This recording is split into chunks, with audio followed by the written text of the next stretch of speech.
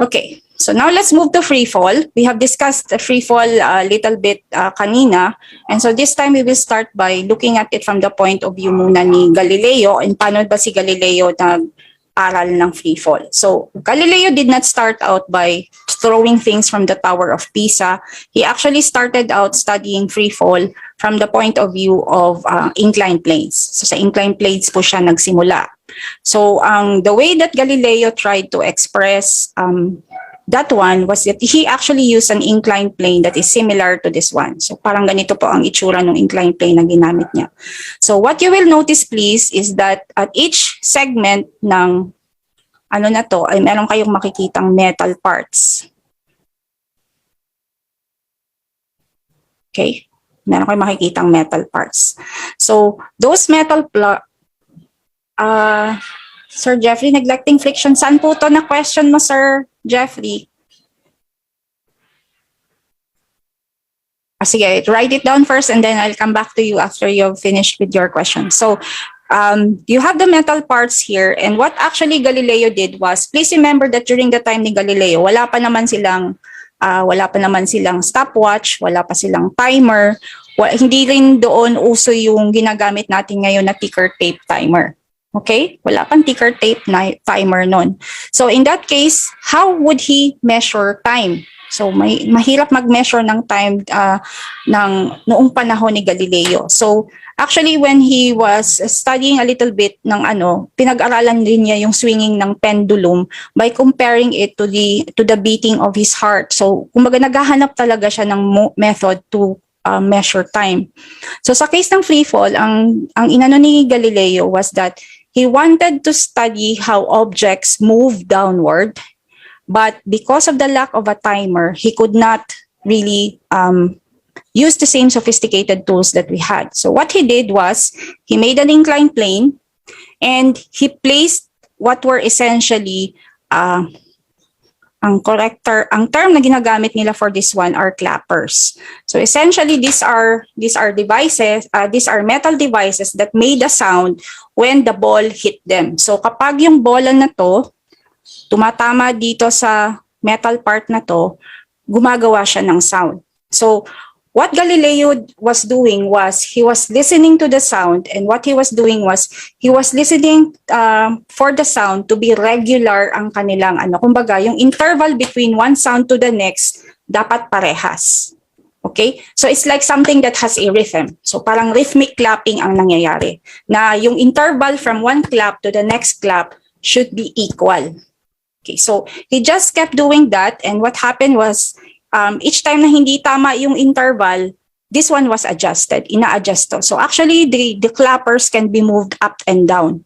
Okay, nagagalaw yan up and down so that na-adjust niya kung nasaan ang position nun. Okay, so once he had done that, and once he was able to essentially observe that the time interval that the sound was being made was now equal, he looked at the inclined plane. And what he saw was something like this. As you can see from this figure, nakikita niyo po na yung interval between clappers is actually increasing, di ba? So hanggang dito sa bottom is actually increasing. So what Galileo actually noticed was that as the ball rolled down the incline, what he noted was that the distance covered by the ball was actually increasing. So ibig sabihin na na natin siya na kumbaga na ni Galileo that because the distance between clappers is increasing, then therefore the ball was rolling down faster. Okay, mas mabilis na siyang nagro-roll pababa. And because mas mabilis na siyang nagro-roll pababa, ang mangyayari sa kanya ay dapat accelerated motion yon. But in his time, Galileo did not call it, of course, acceleration. The term acceleration had to wait for, I think, Isaac Newton for it to be formalized in his own mathematics. But in the case of Galileo, that was the observation niya. Any object rolling down an incline would start rolling faster as it moved down the incline.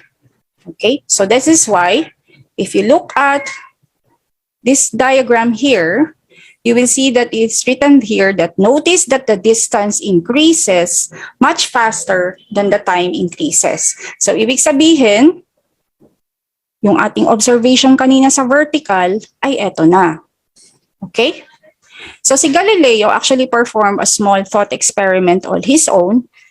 He started out with an incline like this, and he decided that if I make the incline steeper, kung gagawin kong mas steeper ang incline, would I have the same result?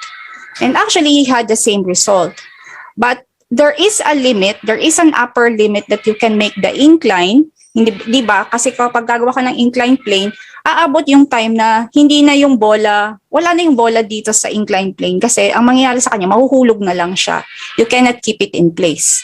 So instead, what happened was Galileo extrapolated that if I keep increasing the incline until such time that the incline plane has become vertical, I should observe the same thing. Okay?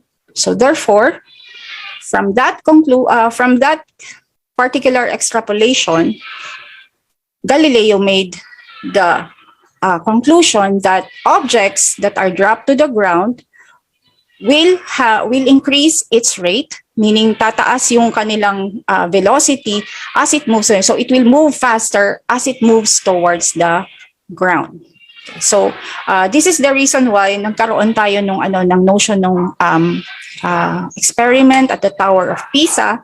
And then actually yung doon is that supposedly isang feather at isang cannonball ang ginap ni Galileo, which of course would have not been true because we already know that the effects of air friction would have had an effect especially on the feather. Okay, so in short, ang inaano lang natin dito is that Galileo, even with the most limited of tools, was able to prove that objects that drop to the ground actually fall faster as they fall. Okay, so that's a little bit of history regarding free fall. Okay, so now, balik tayo sa ating motion and time graphs. Meron po tayo ditong tatlong graph. So, this one is animation 1. Let's make it larger so that you can see it properly. Okay, so this is animation 1. Please take note of the graph here along the side. Ito po, dito yung graph na nandito sa side. Notice that the first one is a displacement and time graph. The second one is a velocity and time graph. And the third one is actually the acceleration. Okay, so you will note please that for all three graphs na ipapakita ko dito, ang lahat ng yan, ang acceleration nila should be constant because these are all free falls. Okay, so we now need to distinguish among these three graphs. So please look at animation 1, look at the graph, and then look at animation 2. And then finally, let's look at animation 3. And then let's determine which of these graphs actually show an object that is thrown or an object that is dropped or an object that is thrown upwards. Okay, so balikan natin yung unang graph. Okay, so looking at this particular graph, can you tell me if this graph shows you an object that is thrown downwards, thrown upwards, or dropped?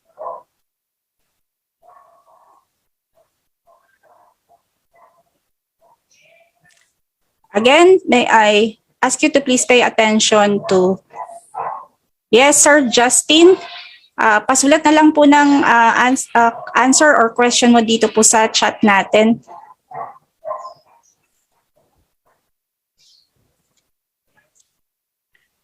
Oh, okay, so Sir Justin says the object is drop. Okay, so therefore, sabi ni Sir Justin, drop daw yan. So mamaya titingnan natin ha. So ilalagay ko dito, drop. Let's look at animation 2. Okay, animation 2. Object is, sabi ni Ma'am Charlene, thrown upward. Okay, so as you can see, things can actually be thrown upward. And then finally, we have animation 3.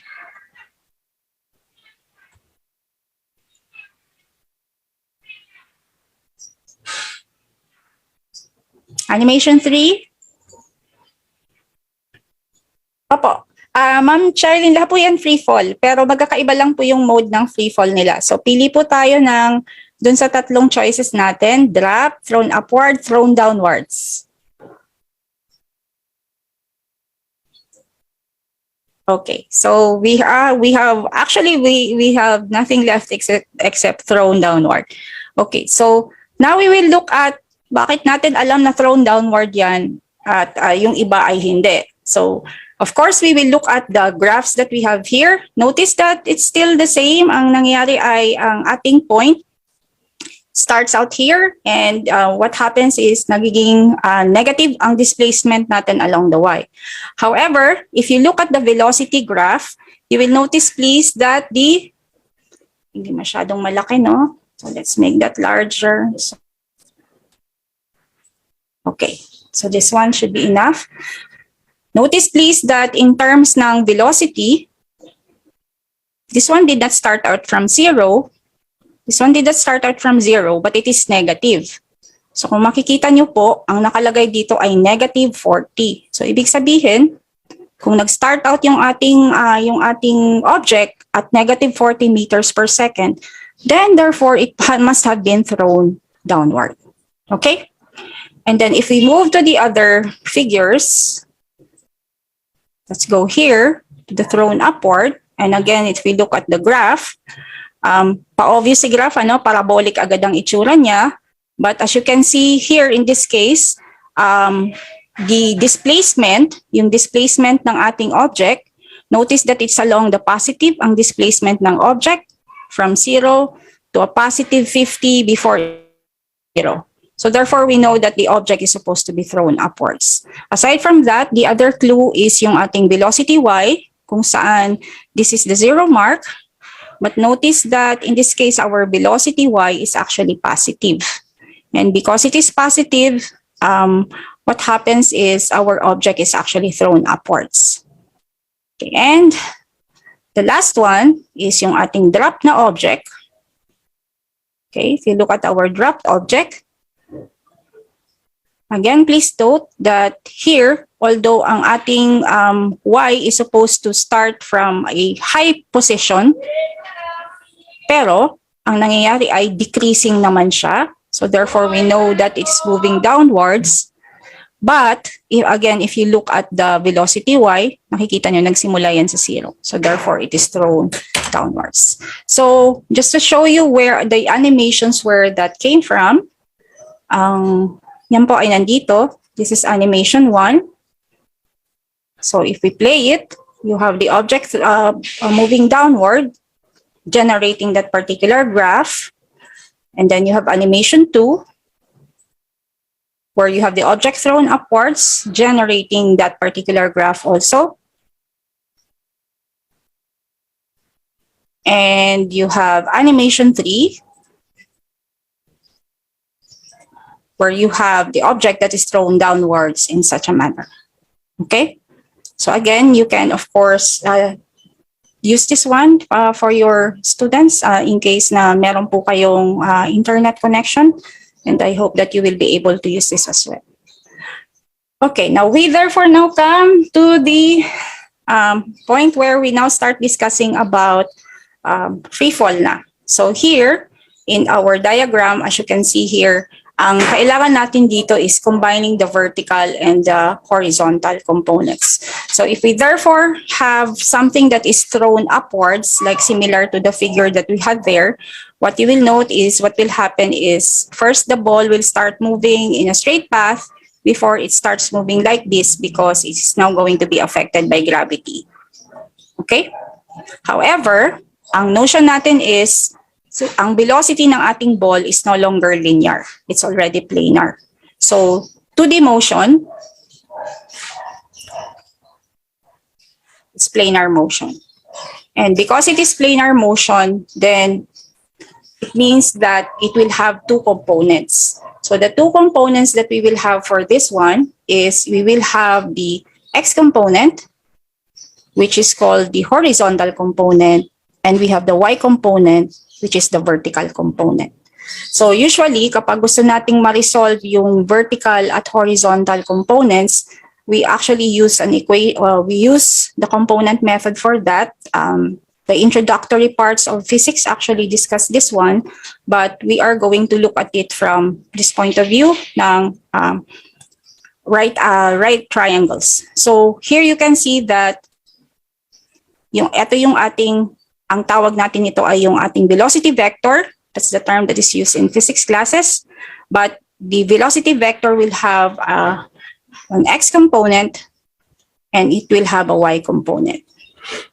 So usually, ginagamit natin na term for if it's a velocity vector, we use v of y for the vertical and we use v of x for the horizontal. Okay? And then, base sa position nila dito, if the angle theta is here, you will note please that the x component is supposed to be adjacent and the y component is supposed to be opposite. So from here, we can actually derive the different equations that we can use for vertical and horizontal components ng ating motion. Kasi ang meron tayo ay yung trigonometric rules governing right triangles. So we know that supposedly, we know that sine theta is equal to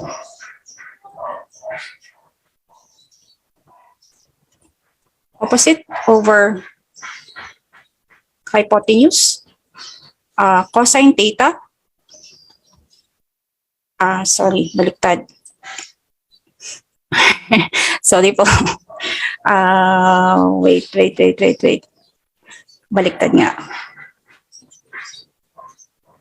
Pasensya na. Medyo na ano lang ako ng konti. So, sine theta is supposed to be equal to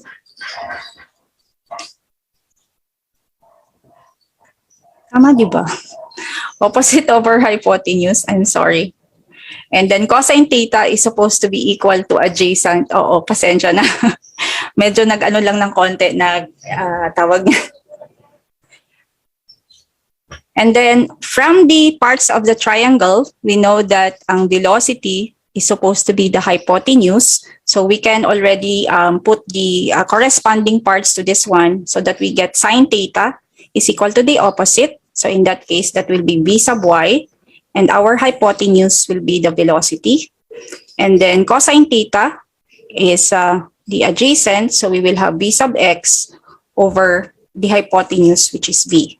So that we come up with sine theta is equal to v sub y over v, allowing us to have the equation which will allow us to solve for v sub y by cross-multiplying. Cross-multiply tayo ng papunta dito. Cross-multiplying, we get v sine theta is equal to v sub y. And we do the same thing with cosine theta, which is equal to v sub x over v. And so therefore we get v cosine theta will be equal to v sub x. So therefore, these are the two equations that we use to determine the x and y component of our motions. Okay? So it's the same thing with projectile. What we essentially do is we actually look at the same relationships na meron tayo. Okay.